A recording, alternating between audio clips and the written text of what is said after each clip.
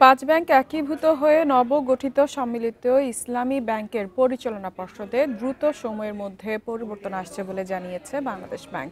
মঙ্গলবার বাংলাদেশ ব্যাংকের মুখপাত্র আরিফ হোসেন খান সাংবাদিকদের কথা বলেন।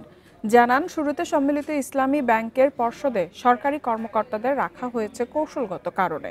তবে এই ব্যাংক চূড়ান্ত লাইসেন্স পাওয়ার পর প্রতিষ্ঠানটির পরিচালনা পর্ষদে বেসরকারি খাতের অভিজ্ঞদের যুক্ত করা হবে। ফলে ব্যাংকটি একটি শক্তিশালী আর্থিক প্রতিষ্ঠানে পরিণত হবে।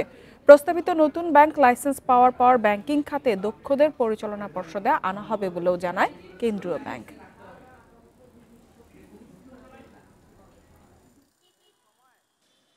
রাষ্ট্র এই প্রতিষ্ঠানকে কুক্ষিগত করার উদ্দেশ্যে এই উদ্যোগ নেয়নি, বরঞ্চ সাধারণ মানুষকে বিপদ থেকে রক্ষা পাওয়ার মানসিকতা নিয়ে কিন্তু সরকার এই ব্যাংকটাকে দাঁড় করাতে যাচ্ছে। হ্যাঁ, অতএব এই শুরুতে এইটাকে নেতিবাচকভাবে উপস্থাপনের সুযোগ নেই।